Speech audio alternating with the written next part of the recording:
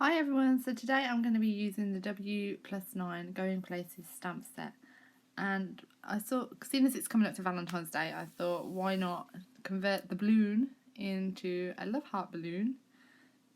And doing that, I've just used my Memento Tuxedo black ink and I've inked up the bottom part of the stamp and the strings, and I'm stamping this down onto some Nina Solar White cardstock. To cut out the heart, unfortunately I don't have any heart dies. So I did the old trick where you fold a piece of paper in half and then you draw half a heart onto the fold of the card and then cut around it. And then using the inner piece, I drew around that, and then used my tonic Stanley knife to cut around the heart. So now I've masked off the basket using some post-it tape, and I'm inking it up using some tumbled glass distressing, just in as it's like a sky, and give it a bit more colour in the background so it doesn't look all plain. And once that's done, I then decided to take the Sky's the Limit stamp set by Clearly Besotted, and I'm using the WPlus 9. I think this one is called... No, I can't remember what it's called now. It's gone from my head. I will link it down below.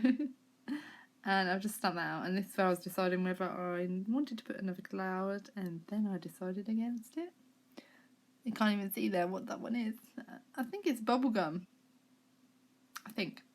So I'm using the E33 and the E37 to colour in the basket of the balloon. I'm just going to be using, well, just doing some simple colouring. Again, I'm still not caught up with the whole Copics and how they work fully. I'm still new to them, but I didn't really have much else to use, so this is me just still practicing. I then took a, I think it was an let's see, oh, it was an E29, I was going to say 39, an E29, and I'm going to be doing some backward L shapes to do like a woven kind of pattern on the basket, just to give it a little bit more detail.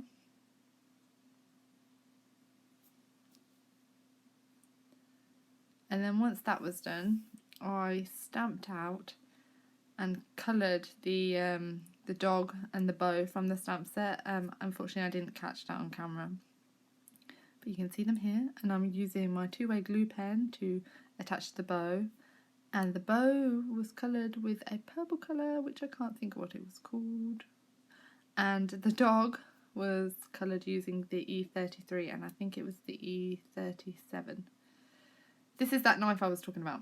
X-Acto knife, I think it's called. So I turned my board over because it's just a chopping board with the craft mat attached to it. And I didn't want to cut through my craft mat. And I just cut along the edge of that basket just so I could tuck the little dog in. So this is the fuse tool, and this is my first time using the fuse tool, and it does take a lot of practice. These little pockets that I've got are what I use to store my stamps in, and I get them off of eBay, and they're really inexpensive and they work perfect. So I've just cut one of them up, the corner of one of them, and I'm just fusing that edge. Now this is where I was having a little bit of a problem. I was going really slow. I know it doesn't look like it in this video because I sped it up, but I was going super slow, and whether you're meant to let the plastic cool down first, but every time I opened it, it ripped. So you can see I'm fusing it again, and then I wafted it around a little bit to try and cool it down, and then I added in my sequins, and that seemed to have worked.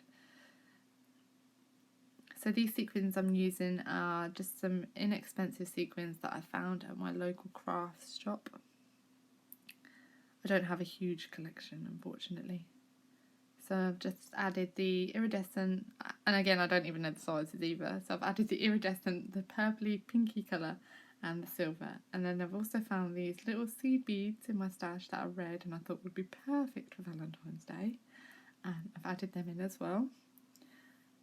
And just making sure everything still moves around, but I still feel it's a little bit empty. So I've got these teeny tiny micro beads, and they are clear, and again I found these at my local craft shop, and some thick silvery glitter.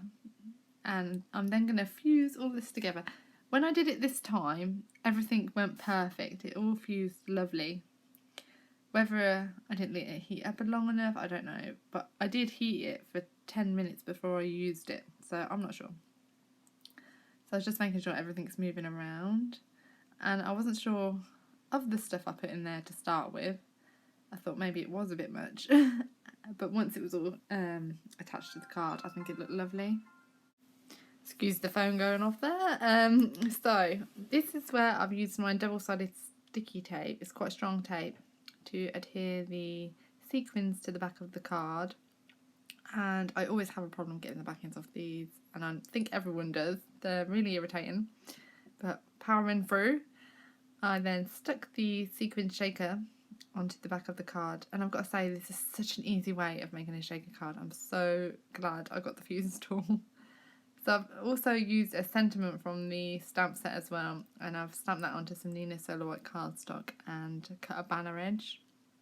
I'm using some more of that just double-sided sticky tape, and I'm doing it over the edges of the shaker piece as well, just to make sure it holds everything in so nothing falls out, just in case it does split. And that's that part done. So now I'm using my, what is that, glossy accents to adhere some sequins down onto the card, just to add some finishing touches, and also to cover up any marks that I may have got on the card. Great way to do. And that's the finished card, and as you can see, the little sweet sequin pocket looks so cute, and I love this stamp set. So thank you all so much for watching, and if you haven't already, please subscribe and like this video, and head on over to my Instagram to see any more of my work. Thank you for watching. Bye bye.